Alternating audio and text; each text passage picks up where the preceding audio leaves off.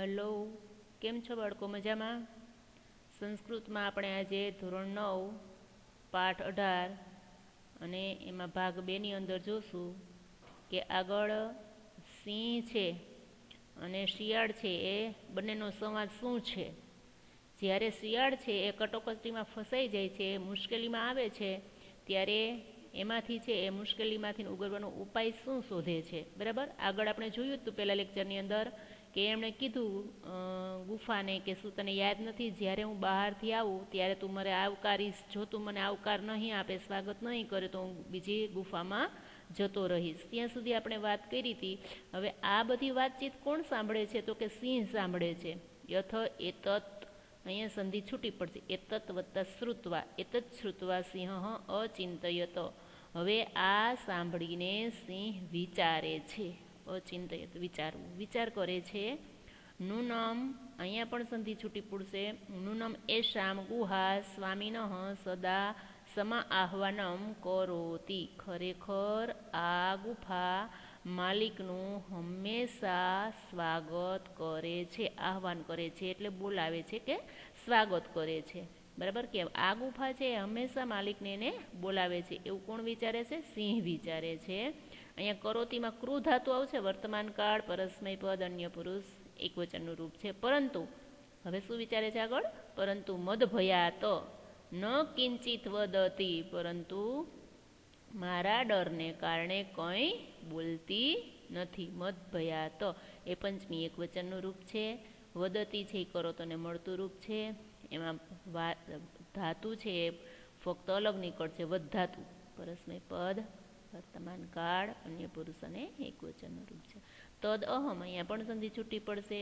અસ્ય આહ્વાનમ કરોમી, તો હું તેમને બોલાવું છું, આહ્વાન કરું છું, બોલાવું છું. કરોમીમાં ક્રુધાતુ વર્તમાન કાળ પરસ્મય પદ, ઉત્તમ પુરુષ એકવચનનું રૂપ છે. એવમ સ બિલે પ્રવિશ્ય, જો હું એને બોલાવીશ ને તો એ શું કરશે? તે બિલે પ્રવિશ્ય, ગુફામાં પ્રવેશ કરીને, બિલે છે સપ્તમી એકવચનનું રૂપ છે, પ્રવિશ્ય પ્રવેશ કરીને કરશે. મેં ભોજ્યમ ભવિષ્યતિ, અને મારું ભોજન ભવિષ્યતિ થશે, અને મારું ભોજન થશે. હવે આવું સિંહ વિચારે છે. ભવિષ્યતિમાં ભૂ ધાતુ આવશે અને સામાન્ય ભવિષ્યકાળ પરસ્મય પદ, અન્ય પુરુષ અને એકવચનનું રૂપ છે. જુઓ, આ સામાન્ય ભવિષ્યકાળ, હસ્તન ભૂતકાળ, વર્તમાન કાળ, બધા તમે પાછળ અભ્યાસમાં જાશો ને એટલે બધા કાળના કાળવાચક પ્રત્યયો મળી જશે. અને આ કાળવાચક પ્રત્યયો છે એ આ પેલું ધાતુ હોય એમની પાછળ લાગે, એના ઉપરથી તમને ક્રિયાપદો છે એ ઓળખાવી શકશો. એટલે આ બધાના પરસ્મય પદ, આત્મને પદ, બંને પદના છે કાળવાચક પ્રત્યયો તમે મોઢે કરી જજો. હવે એમ કહે છે કે ગુફામાં પ્રવેશ કરશે ને મારું ભોજન થશે. હવે આમ વિચારી, ઇત્થમ વિચાર્ય સિંહ, આમ વિચારીને સિંહ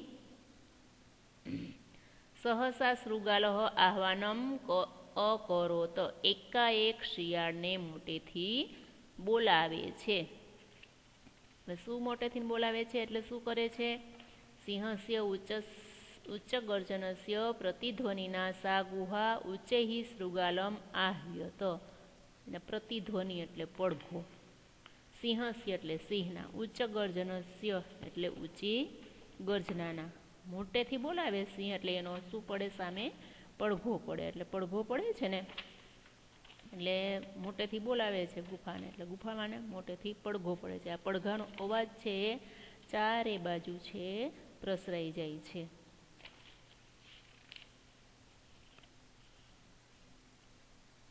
એમ વિચારીને પડઘાથી તે એના સિંહને ઊંચા પડઘાથી તે ગુફા છે એ મોટેથી શિયાળને બોલાવે છે.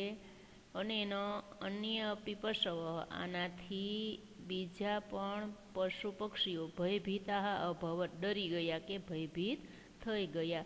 અહીંયા અભવન છે એટલે અંબોમસ તમ તતમ અન્ન, એટલે અન્ન છે એ બહુવચનનું રૂપ છે, અન્ય પુરુષ બહુવચન. શેનું?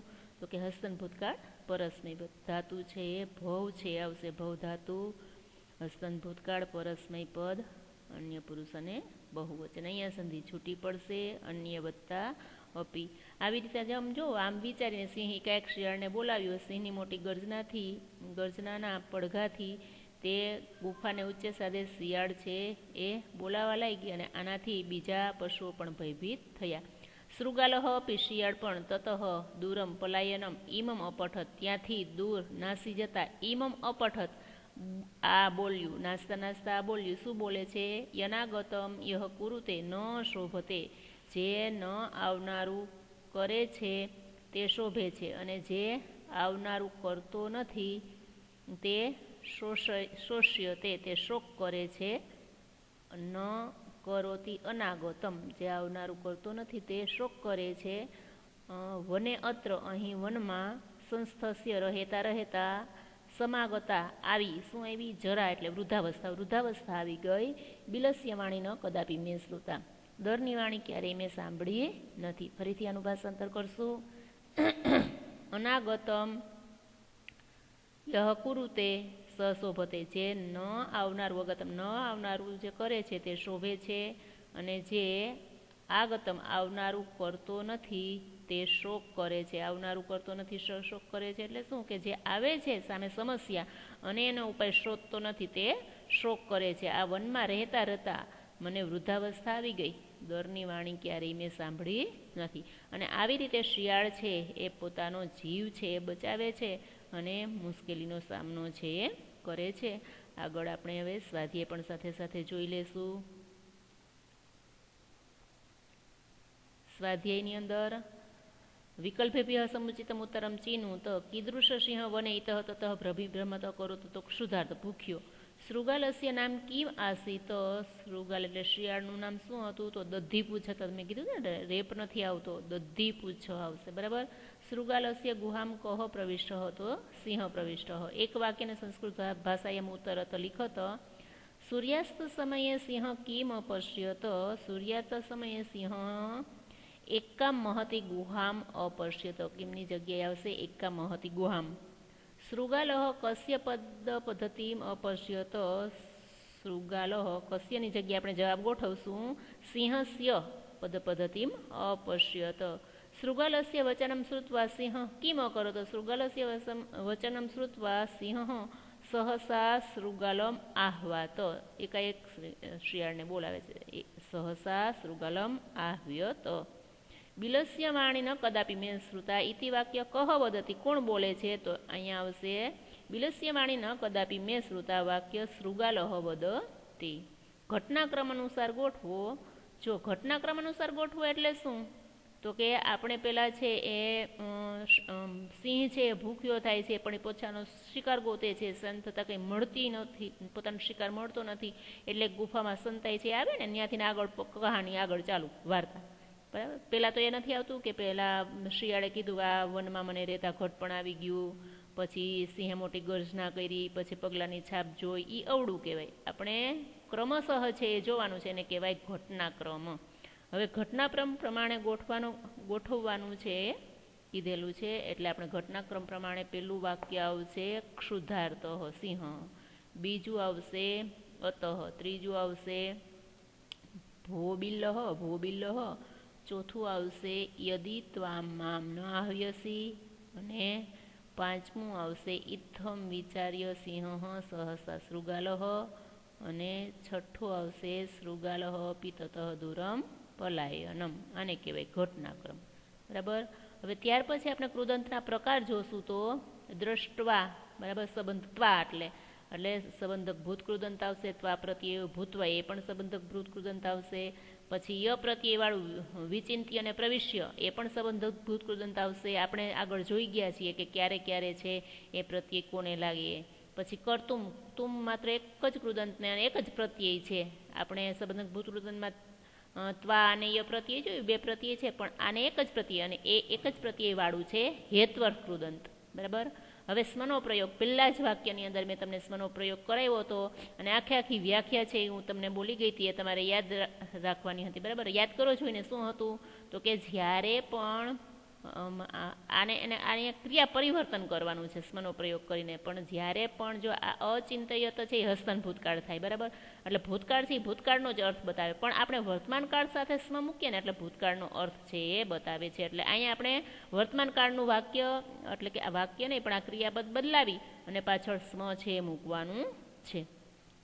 તો એમાં આવશે ચિંતયતી સ્મ, પછી અહીંયા આવશે ગચ્છતિ સ્મ અહીંયા આવશે પઠતિ સ્મ અને અહીંયા આવશે વસતિ સ્મ. હવે તમને એમ થાય કે અહીંયા તી જ આવે, તો કે ના, અહીંયા બધે ત પ્રત્યય છે એટલે હસ્તન ભૂતકાળ પરસ્મય પદ અન્ય પુરુષ એક વચન છે એટલે આપણે પણ વર્તમાનકાળ પરસ્મય પદ અન્ય પુરુષ એક વચનનો પ્રત્યય છે એ મૂકવાનો રે બદલાવીને બરાબર. એટલે અહીંયા બધી જગ્યાએ એક જ પ્રત્યય છે એટલે ત કાઢી અને આપણે તી મૂકી દેવાનો છે. એટલે અને ધાતુ એનો એ જ રહેશે, આગળથી અ કાઢી નાખશું. શું કામે? તો કે વર્તમાનકાળની એક ખાસ નિશાની છે આગમ અ હસ્તન ભૂતકાળમાં, તો વર્તમાનકાળમાં એ આવતી નથી એટલે એ કાઢી નાખવાની છે. હવે સમાસનો પ્રકાર છે એ ઓળખવાનો છે. સૂર્યાસ્થ એ આવશે સૂર્યનો અસ એટલે ષષ્ઠી તત્પુરુષ, પગની નિશાની એટલે એ પણ ષષ્ઠી તત્પુરુષ, પછી ભયથી ભીતથી પ્રત્યય એવો વચ્ચે એટલે તૃતીયા તત્પુરુષ, અને ગર્જન પ્રતિધ્વનિ ગર્જનાનો અવાજ એટલે એ પણ ષષ્ઠી તત્પુરુષ આવશે. ત્યાર પછી માતૃભાષામાં એટલે કે ગુજરાતીમાં જવાબ આપવાના છે. સાંજના સમયે ગુફાને જોઈને સિંહ શું વિચારે છે? કે સાંજના સમયે ગુફાને જોઈને સિંહ વિચારે છે ખરેખર ગુફા છે એમાં રાત્રે કોઈક પ્રાણી આવશે. ગુફાના સ્વામી શિયાળે ગુફાના આગળના પગલાંની નિશાની જોઈને વિચારે છે. શું વિચારે છે? શું વિચાર્યું? તો કે એ વિચારે છે કે હું ખરેખર હવે તો મરી ગયો કે નષ્ટ થયો. સાચે જ આ ગુફામાં સિંહ છે એમ હું ધારું છું, તો હવે મારે શું કરવું જોઈએ? ગુફાની દૂર રહીને શિયાળે ગુફાને કઈ શરત યાદ કરાવી? તો ગુફાથી દૂર રહીને એને શરત યાદ કરાવી કે ઓ ગુફા, મેં તારી સાથે શરત કરી છે કે હું જ્યારે બહારથી પાછો આવું ત્યારે તારે મને આવકારવો. શું તને એ શરત યાદ નથી? આ છે એ યાદ કરાવે છે. જો તું મને નહીં આવકારે તો હું બીજી ગુફામાં જતો રહીશ. આ વાર્તા ઉપરથી શો બોધ મળે છે? તો કે કોઈ પણ કટોકટી કે આપત્તિ આવે ત્યારે તેમાંથી આપણે બચવાનો ઉપાય છે કે માર્ગ છે એ શોધવો જોઈએ, એ આપણને આ વાર્તા શીખવે છે.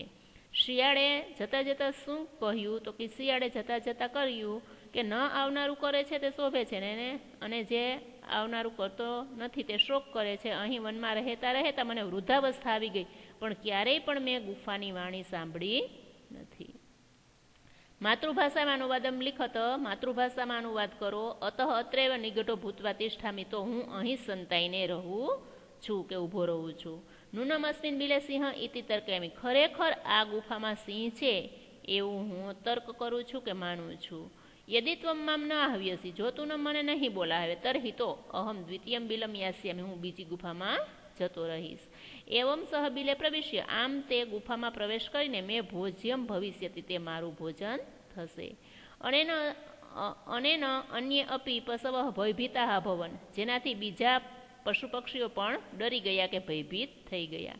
બિલસ્ય વાણી ન કદાપી મેં સુતા, દરની વાણી ક્યારેય મેં સાંભળી નથી. હવે આગળ આપણે મેં ભાષાંતર કર્યું હતું ત્યારે યદા તદા અને તરહી ને એ આપણે શું જોયું તો અવયવ, અહીંયા બીજા થોડાક વધારે અવયવ છે. યદા એનો અર્થ થશે જ્યારે, તદા તે અથવા તે પ્રમાણે કે તેમ, કુત્ર એટલે ક્યાં, ઇતઃ તતઃ હતું બરાબર, ઇતઃ એટલે અહીં, તતઃ એટલે ત્યાં, અહીં તહીં, સર્વદા એટલે હંમેશા. આ ઘણા બધા અવયવો છે એનો ઉપયોગ આપણે આપણે આગળ જોશું બરાબર. પણ આ અવયવો એવા છે, મેં તમને કીધું ને કે વાક્યની અંદર પ્રયોજાય અને વાક્યની શોભા અથવા તો વાક્યના અલંકૃત કરે છે, વાક્યની શોભા છે વધારે છે, અને સરસ મજાનું વાક્ય સરળ શબ્દોના સરળ ભાષામાં છે એ થાય એના માટે છે આ વપરાય છે. બીજો ઉપયોગ અહીંયા એનો ક્યાંય નથી. અવયવોનો બીજો ઉપયોગ પણ આવે છે, પણ બીજો ઉપયોગ આપણે પછી જોશું બરાબર, જ્યારે તમને આવશે ત્યારે. અત્યારે તમને શબ્દના અર્થમાં જ છે એ આ અવયવનો ઉપયોગ કરવાનો છે, એટલે તમારે આ શબ્દનો અર્થ જ છે એમ માની અને એનો અર્થ યાદ રાખવાનો છે બરાબર છે. હવે આ પાઠની અંદર ઘણી વખત છે એ આખા છે પેરા પૂછાય ભાષાંતરમાં, અને ઘણી વખત છે એ પેરા ઉપરથી પ્રશ્નો પણ પૂછાય. તો બધી રીતે પાઠનું ભાષાંતર અને સ્વાધ્યાય છે એ તૈયાર કરી લેજો. Best of luck.